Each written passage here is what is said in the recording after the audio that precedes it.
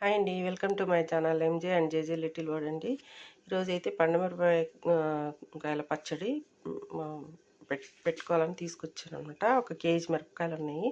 ఇవన్నీ క్లీన్ చేసి ఆరబెట్టి పెట్టాను తొడిమలు తీసి. మళ్ళీ ఇవేమో పావు కేజీ వెల్లుల్లి, పావు కేజీ చింతపండు అండి. ఇందులో కొంచెం అంటే ఒక 50 గ్రామ్ వరకు ఆవాలు, ఆవాల పొడి మామూలుగా ఊరగాయలు వేస్తాం కదా, అలా చేసి పెట్టుకోవాలి.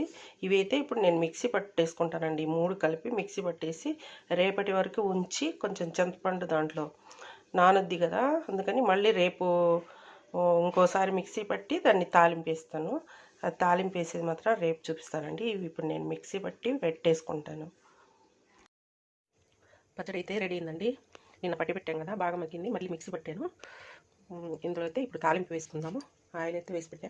ఇది కొంచెం ఆవాల పిండి, కొంచెం మెంతి పౌడరు.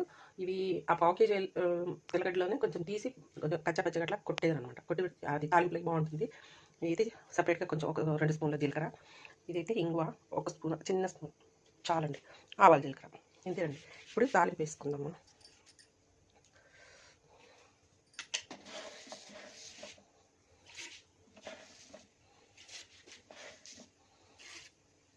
ఆయిల్ చూసి తగినంత వేసుకోవచ్చండి.